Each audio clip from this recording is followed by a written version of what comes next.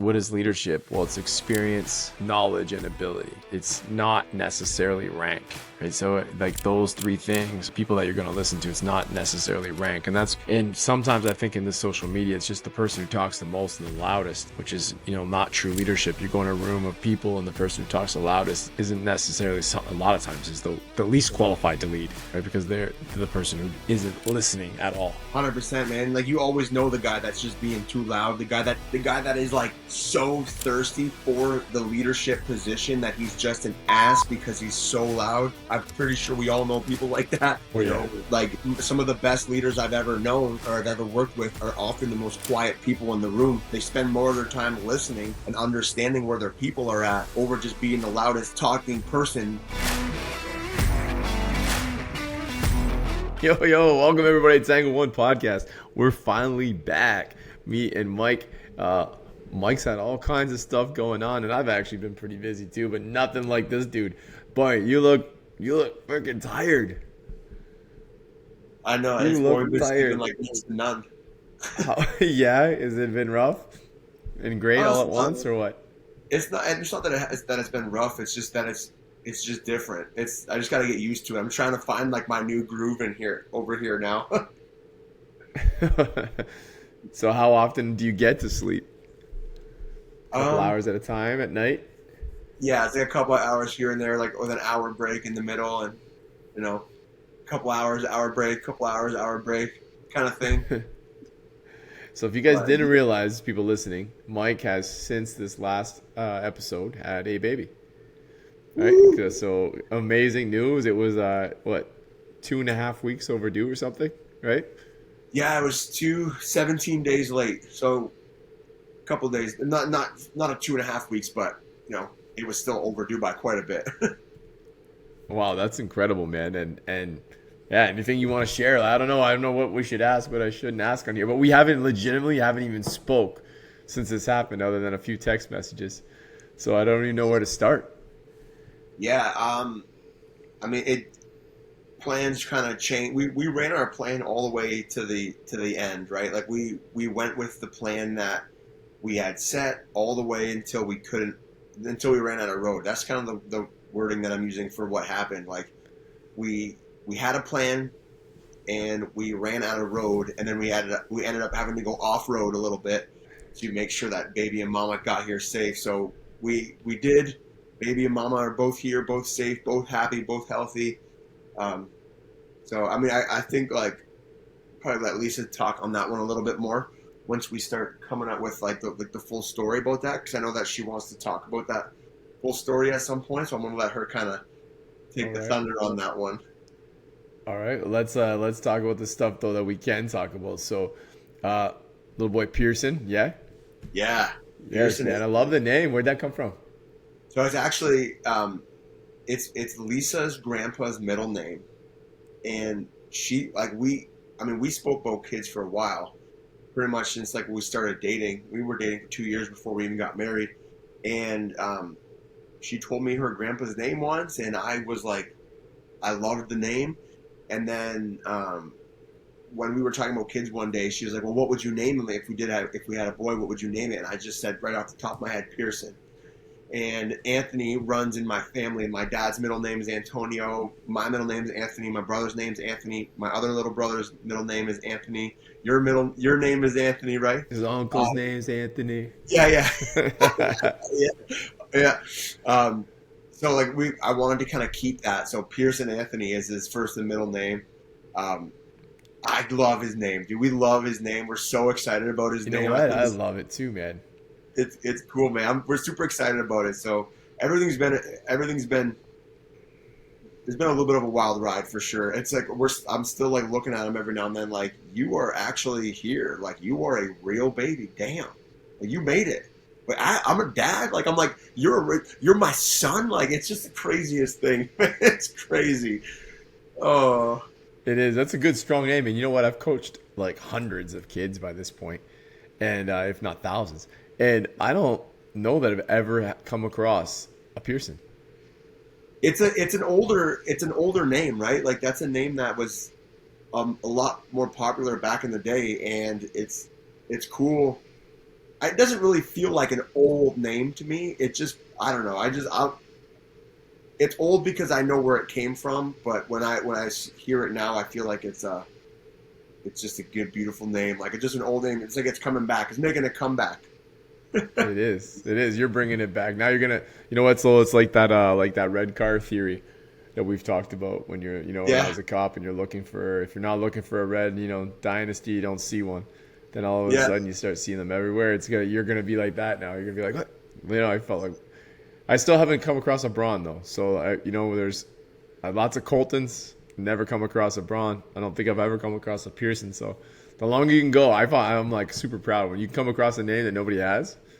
yeah. Very few To people be have. honest, That's I don't think I've ever met a Colton or a Braun. well, So I've met lots of you Coltons, guys, man. Lots of Coltons. yeah, that's But the red same car thing. It was like theory, once I though. heard that name, it's just like everybody seemed to be named Colton. I'm like, God damn it. Yeah, yeah. You guys just got such a beautiful family, man. The boys are great. They're such incredible, well behaved kids, man. Like you guys, whatever you're doing, I gotta learn those tips and tricks because you Oh, guys you got to guys will be figure it out. naturals. That video that Lisa posted this morning was incredible of him sleeping in your bed. He's just like, and like Danny was bent when you said you guys were thinking about coming out today because she wouldn't be able to be here. She's like all about babies. Danny loves babies. And she's like, well, I need to meet the baby with you. I'm like, oh. So we leave for Florida, and I know like you guys are probably like catching up on everything. As soon as we get back from Florida, just before Christmas, we'll come out, get an in-person visit, and get our cuddles in with this kid. For sure, man. Yeah, that would be amazing. Can't wait. Yeah, I would love to come out today. Just like everything, the second I wake up, it's like it's hard to plan anything, and the days they're flying by because we're just doing so much, just learning and like trying to figure out and making adjustments. It's Yeah, tough. and you can plan all you want, but that baby has his own plans, man. Like you're like, I'm gonna go to 11 o'clock workout. I'm gonna get this coaching call in. I'm gonna go meet with a client for this, and then it's like wah, right? Like you're like, well, there goes that plan. It's very much that like you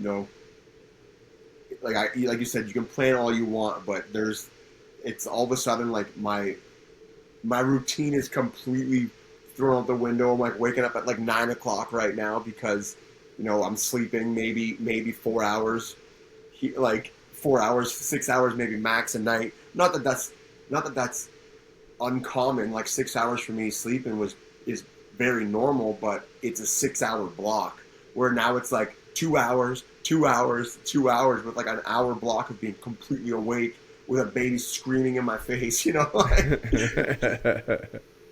But What's your favorite thing so far? dude, I just love smelling his head. Yeah, Um, he's got the biggest eyes. He's so curious, man. He loves looking at light. Like when the lights go by, he loves it. It's really cool watching him, man. When he came out, he didn't even cry at first. When we were kind of like, well, what's going on? Like he's not crying. What's going on? And he was just staring directly into Lisa's eyes. And then I started talking. And then he turns his head and like looks directly in my eyes. And it's like, hey, I think you're all good, but like you're supposed to be screaming right now. And like he wasn't. It's freaky, man. But baby's perfectly healthy. He's perfectly rocking and rolling. You know. yeah. Yeah, I Yeah. remember the first time holding them by myself when they were sewing Danny back up. She had got her stomach cut open, and I remember sitting there with this baby, and I'm like, oh my god, like it was like the most surreal moment, like what you said, like I'm your father, this is my son, he's so small and he's just breathing so peacefully, and that warm skin and the feel and the smell, it's incredible. You know what? Everybody says it. I probably said this to you before, but it just keeps getting better.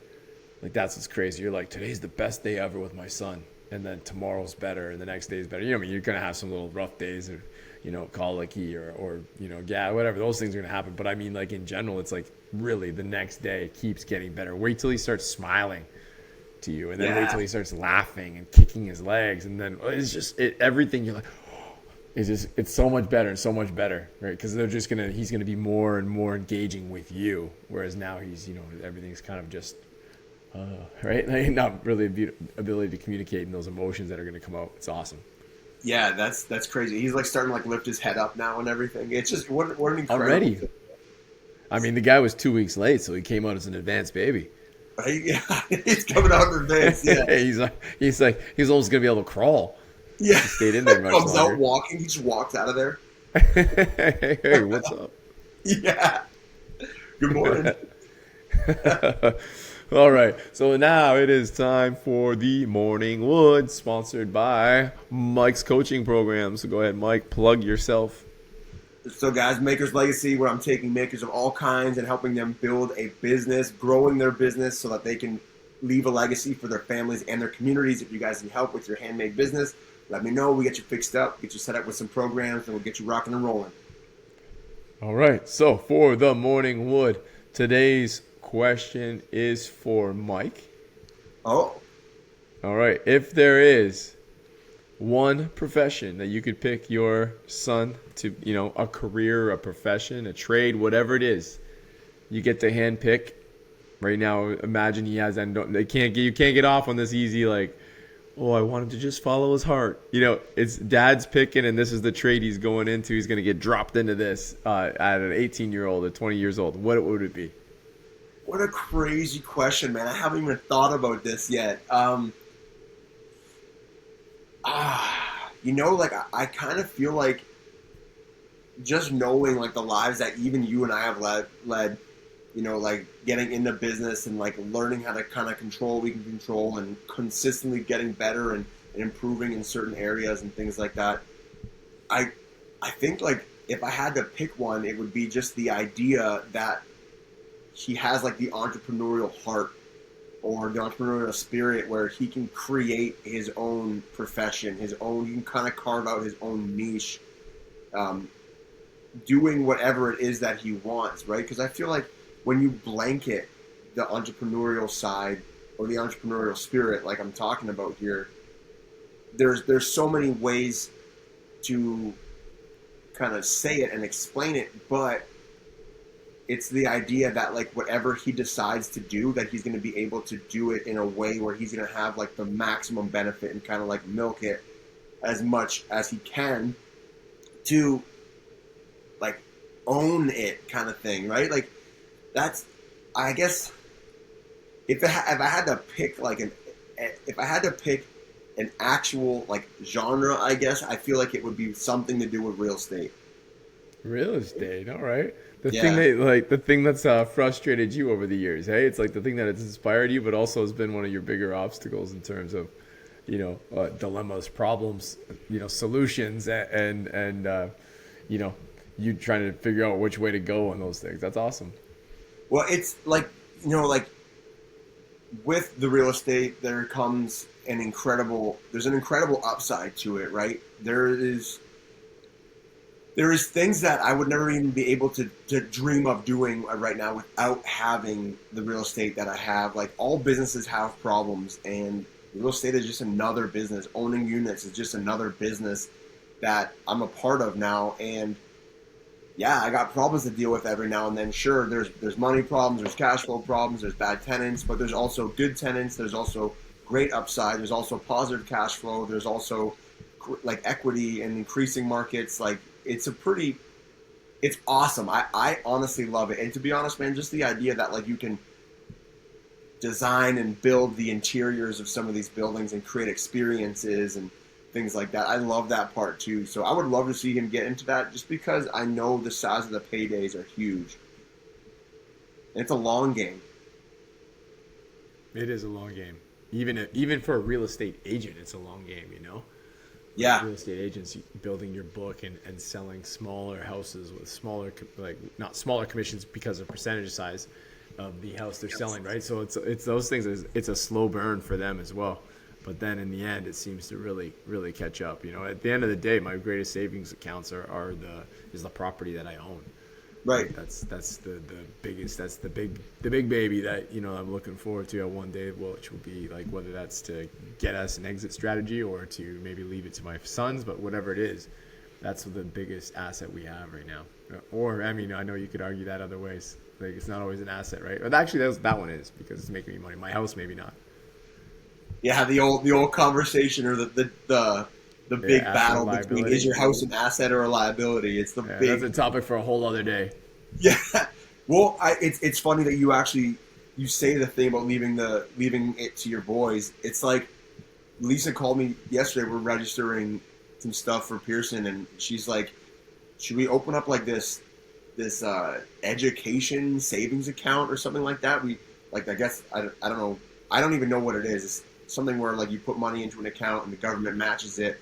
And I'm thinking in my head like, I would rather just buy my house. Like, why don't we just buy my house now?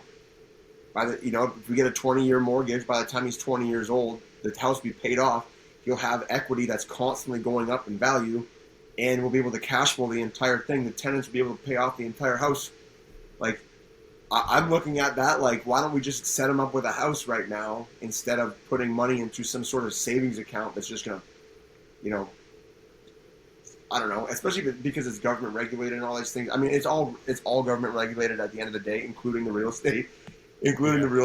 But Yeah, I I mean, don't the know. government matching your money is something that sounds pretty nice, though. It does sound pretty nice. You're right.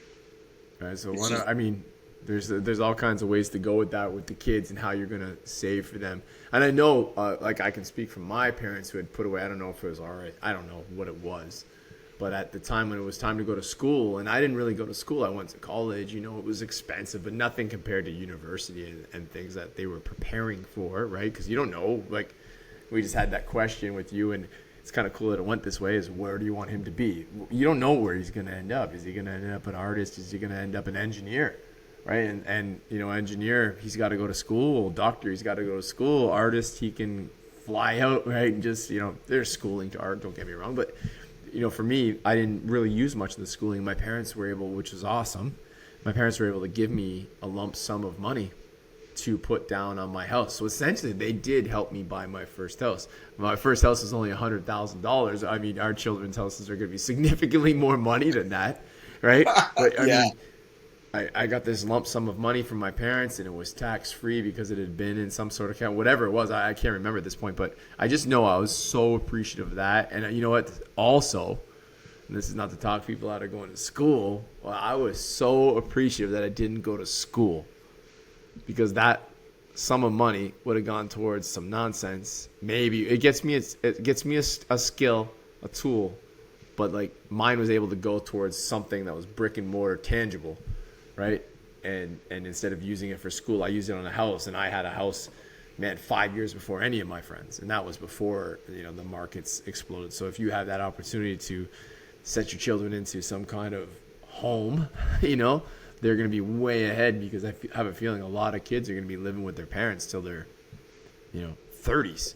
By the time they pay back their school loans and make enough money to buy put down a down payment in this day and age. Well, I know, man. It's crazy. Like you're saying, $100,000 house. Like, good luck even finding that anymore, right? Yeah, it was $100,000 house, duplex in LaSalle. It was maybe 5 years old. It was nice. It didn't need work. It needed like paint. But like, man, I can't even imagine. And then I sold it for over $400,000. That's how crazy the market is and has been, and like the difference between our sons. I mean, sure, they're making more money than I did back in 1999, but doesn't sustain that. It doesn't justify that kind of increases that we've seen. It's always funny when you talk about years and stuff like that with me, because like you say 1999, I was 8 years old. Like you're buying your first house. I'm going into like grade 2. Yeah, we was talking today. A friend, Ingrata. Yeah, Ingrata turned 50. Yeah, I saw. Did Yeah, you know that? So yeah, Steve turns 50, and he's a friend, and he's a friend of the podcast, friend of both of ours, personal friend of both of ours. Great, successful guy. He was here for the workout that I invited you to today. But nice. I wasn't able to go. However, like I'm going to 50th birthday parties. Like I went to Bart's a few months ago, and my buddy D. Like it's just like, what the hell? If I was going to a 50th birthday party, it feels like I should be going to my uncle's 50th birthday party, But now I'm going to like my friend's 50th birthday parties, and mine's not that far around the corner. This is wild. And then I sit with you, and I forget how old I am until I say stuff like that, and you point out that you're fucking 8. It's funny because like I don't really see us as like that far away in age. Honestly, I don't talk to you like you're so like an older dude. I don't think you're talking to me like I'm a younger dude. It doesn't even cross my mind right now, to be honest. The age gap between you and I actually don't even remember how old you are. Like 46, baby, 46. 46. Nice. Yeah, so Sick. man, we got some. I gotta give you a shout out. You got this thing going with the legacy, and you were telling me all this time you need to do something, and I finally just kind of got off my ass and took this online fitness programming and just made it something more. And by doing such, all of a sudden I've got this like wave of people who want to work with me. Yes. Right? And actually, I have more of a passion for it. When I was just doing this, so the aggressively masculine program, the 16-week man up program, I'm calling it, where it just works on 4 pillars, strength, protector, self-awareness. We talked about this lots on the last one. But that program, I'm way more geeked up about it. And it's like the online fitness I was just doing it, And the online fitness is still a huge part of this program, but it now all of a sudden, man, I'm like getting calls. I've got working with a few clients, and like this thing has really taken steam, and I'm loving it. So that's you, man. That's you. You talk about, being the same age, but I guess you can always learn something. Is what I'm trying to say. And we started this as I was the mentor to you, and we've become more friends and same level. And now it's almost like backwards. You're the one. You're gonna be, wheeling me into the retirement home and making sure that I'm good. But you're the one giving me the advice, and it's been a sweet kind of like turnaround, man. And anyways, I'm just saying this. I really appreciate that you doing that for me. Thanks, man. I mean, I did like the feeling's so mutual, man. Like I've learned so much from you just being around you. Like, I met you a single dude, and then you were, married, two young boys, like the gyms, like you had a lot going on, and it's like I started to see what life could look like if I got my shit together, like I did, because I met you, I was just like a young single dude, just completely unhinged, like, and a lot's changed from there. And I think a lot of the things that you've taught me, I've taken to heart, and I've held it close. Like I still have this in my pocket, man. Like this thing has been through it. It's beat up. You need a new one, man. No way. This is the best. There's like dents and stuff because I drop it all the time. Like, it's crazy, man. I still hold on to those things. And like Blast Camp, I don't remember how many years ago now? 2 years ago? 3 years ago now? Regardless. Yeah.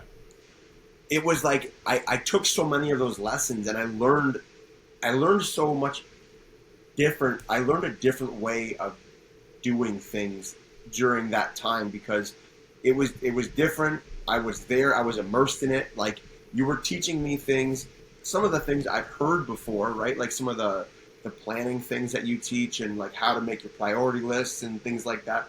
You hear this guy's got a version of it, that guy's got a version of it, this guy does it this way, this guy does it that way, and it's like, when you're on Instagram, you see it. It's almost like everything is so surface level. But when you and I started working together, it was like you deep dove on this entire topic, and it was like we spent time, and you gave examples, and I was able to ask questions, and like I learned on a more of a fuller, what's the word here? It was like a full circle learning experience working with you, because it wasn't just surface level, like here's how you do it, have fun. It was like, here's how you do it, here's how the questions, here to apply it specifically into your life and your business. And kind of it was a deeper dive into prioritizing, like we talked about the OODA loop, we talked about all of those things, like how do I handle myself, and how do I prioritize myself, and how do I get shit done, essentially.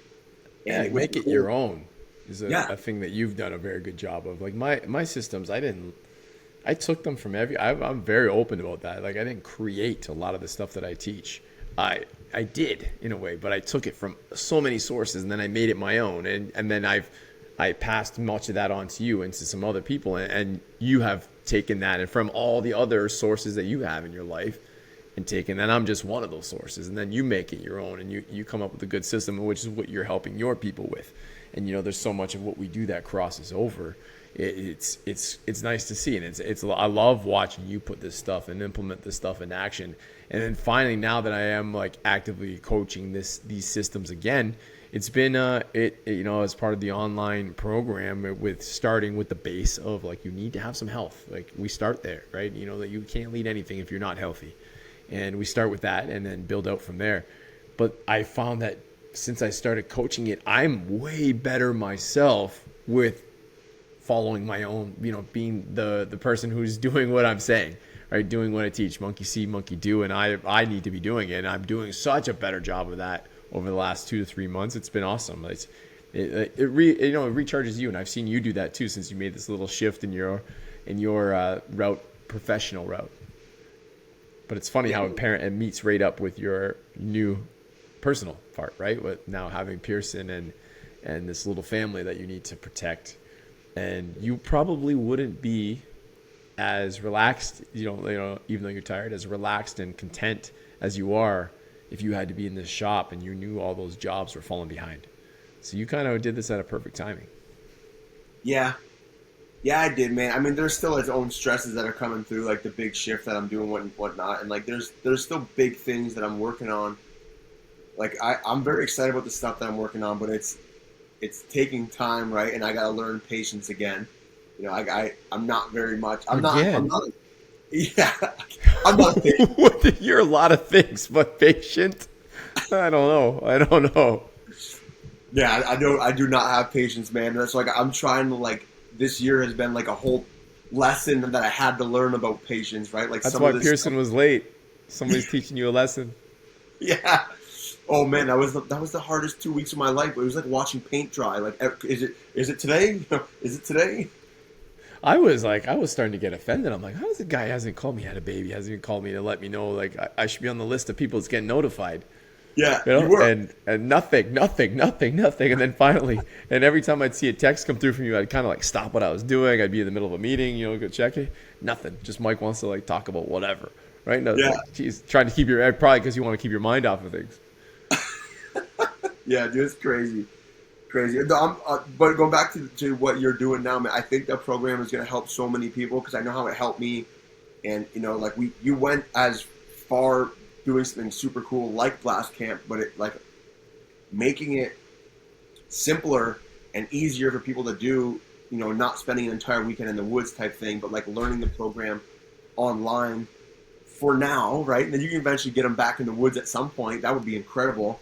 But like, learning the stuff that you can learn online, teaching online and all these things, there's a lot of value for a lot of people there. And I think a lot of people are going to be excited just to hear the things that you have to teach because it helped me out huge.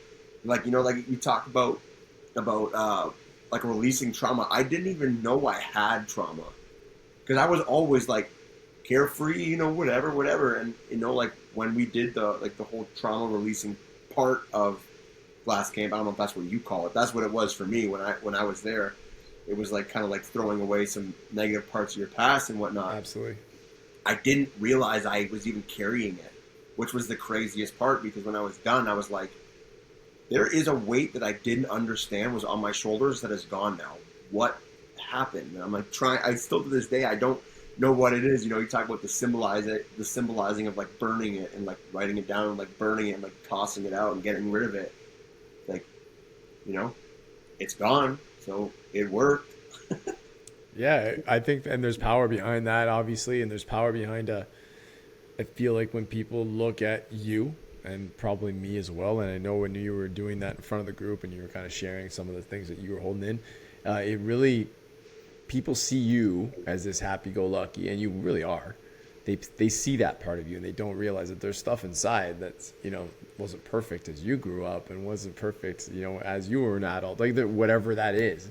And I feel like when people see somebody like you who, demonstrates strength and happiness and joy, come out and say like, I had these issues and this is my issue right now. And these are the things that make me insecure or hurt my confidence or my doubts. It really goes a long way for somebody to say like, whoa, man, even that guy has them. Right? Or for another alpha type dude to just say like, okay, I don't have to like pretend like this isn't bothering me, or pretend like I'm like completely confident in every situation, because none of us are. None of us are. We all have doubt. With this new stuff and I'm putting out all this new content, even that, At first it was very hard to put out this teaching, offering my experiences, offering my knowledge, what I perceive as my knowledge. And after 2-3 weeks of doing it and being consistent with it, I don't even care anymore. Like, it doesn't bother me that I'm putting it out. I'm just super excited for the one person, who reaches out and says, "Oh, this really resonated with me." And that's where I'm getting. It's the channeling and ignoring the 80 or 90% and focusing on that 10%. For sure, man. And it's cool. One of the coaches that I'm working with now, he said something in one of the last calls that we were on. And he said that he started going on like the history of the word authority, right? Like, you are an authority figure in this space that you are now going into, right? Like, you're an authority figure in the gym space. Now you're going to be an authority figure going into like the masculine space that you are going into. And it's like, well, what makes somebody an authority? Like, back in the day before social media, authority was you became an authority by having a book or doing something along those lines, right? Authority, author, you become the author. So you are the author. You're the one telling the story, right? And if you're the one telling the story and people are listening, you are creating the authority just by becoming the author. And like, that is insane. That was the most eye-opening thing for me to ever hear, because it was like, all I have to do is tell my story, man. I did it. I know what I've accomplished, but me telling my story and the way that I've done it creates me as an authority in that space now. And that was like the biggest like aha moment, like eye-opening thing, because all I have to do is just share what I've already done, and I am now the authority. That's it. It's like, it's so simple when you look at it like that way, but it's such a hard thing to get over, right? Because there could be a guy doing what I'm doing better than me. There could be a guy doing what you're doing better than you, but they're not telling their story. You're more of the authority figure over them. Yeah, no, 100%, man. I never heard author and authority before, ever like put together, or never did it register to me. It's crazy when you pull words apart like that. It's like author, authority, like it's like such simple shit like that. It's like, it makes my mind blow. Yeah, man. So, yeah, you're right. And back in the day too, like, what leadership, when I was teaching like tactical leadership to, specifically, it was like, what is leadership? Well, it's experience, knowledge, and ability. It's not necessarily rank, right? So like, those three things are the people that you're going to listen to. It's not necessarily rank. And that's it. And sometimes I think in this social media, it's just the person who talks the most and the loudest, which is, not true leadership. You go in a room of people and the person who talks the loudest isn't necessarily, a lot of times, is the least qualified to lead, right? Because they're the person who isn't listening at all. 100%, man. Like, you always know the guy that's just being too loud. The guy that is like so thirsty for the leadership position that he's just an ass because he's so loud. I'm pretty sure we all know people like that. Like, some of the best leaders I've ever known or I've ever worked with are often the most quiet people in the room. They spend more of their time listening and understanding where their people are at over just being the loudest talking person. For sure. Man. I gotta plug my computer in before it dies. Give me 1 second. No, that's good. It's good, man. You got to get back to your daddy duties anyway. So let's call that and wrap that up. This has been a good episode. We got to get back in the studio though, man. I miss you. I don't like sitting here by myself. I don't even have a coffee because nobody made me one today. Sorry, bro. But yeah, I miss you too. We got to get back together soon. The last week has been tough, but we're getting through it, man. It's not that it's tough. It's new. So I'm learning new schedule. It's hard, man. It's hard. It's okay to say that. It's supposed to be tough. The good things are supposed to be hard, man. It's supposed to be tough. It's not supposed to be easy. Being a dad, it's never going to be easy. And you know what? This is the easiest time to be a father. You'll see. The older they get, the harder this becomes. So, get used to it, and you'll laugh one day of how easy this is in 5-6 years. All right. Thank you guys for tuning in, and we will see you next time on the Tango One podcast. Like us, love us, rate us on your favorite platform. Thank you guys for listening. Over and out.